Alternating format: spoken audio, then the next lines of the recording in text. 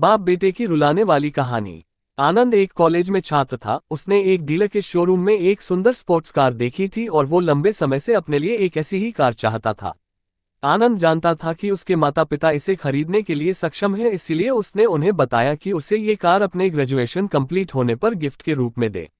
देखते ही देखते वो दिन भी आ गया और पिता ने जेम्स को अपने निजी कार्यालय में बुलाया। उन्होंने उससे कहा कि मुझे तुम्हारे जैसे अच्छे बेटे पर बहुत गर्व है। उन्होंने उसे बताया कि वो उससे कितना प्यार करता है और उसे एक प्यारा रैपर से लिपटा हुआ उपहार दिया। आनंद उस छोटे से गिफ्ट के डब्बे को देख निराशा महसूस करने लगा, लेकिन वह जानने के लिए उत्सुक था कि ऐसा क्या था उस बॉक्स में, इसलिए उसने बॉक्स तुरंत खोला और उसमें एक लाल कपड़े से लिपटी भगवद गीता देखी। आप इतने अमीर हैं और आप मुझे केवल एक गीता दे रहे हैं। काफी गुस्से से अपने पिता पर वो चिल्लाया और अपनी नाराजगी और गुस्से के वश में आकर आनंद ने नाव देखा ना ताव तुरंत घर छोड़ दिया। काफी साल बीत गए। आनंद अब एक सफल व्यवसाय बन गया था। वह अपने जीवन में खुश था। उसकी शादी हो चुकी थी और उसके 2 बच्चे थे। उनका परिवार एक सुंदर घर में रहता था, लेकिन उसके पिता के साथ टूटे रिश्तों के कारण उसकी आत्मा अभी भी आहत थी। आनंद अपने पिता का घर छोड़ने के बाद कभी उनसे नहीं मिला था।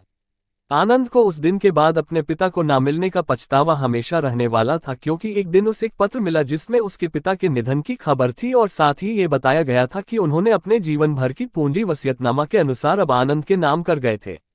अपने पिता की सारी संपत्ति विरासत में मिली। तब आनंद अपने पिता के घर पहुंचा और कुछ महत्वपूर्ण कागज की तलाश करने लगा और गलती से उसे वही भगवद गीता का उपहार लिपटा हुआ मिला, जिसे देख उसे फिर उसी उदासी का एहसास हुआ।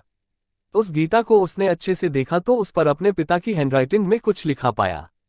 उस पर लिखा था, मैं खुद को बेचकर भी हर सपना पूरा करूंगा तेरा, बस तू सपने जरा बड़े देखना। ये बोल रहा बाप नहीं, जिंदगी का सबसे पहला दोस्त तेरा। ये कविता पढ़ी ही थी कि अचानक उस किताब से एक चाबी गिरी, जिसके ऊपर लगे टैग पर उसके ग्रेजुएट होने की तारीख के साथ कांग्रेचुलेशन और आई लव यू लिखा हुआ था।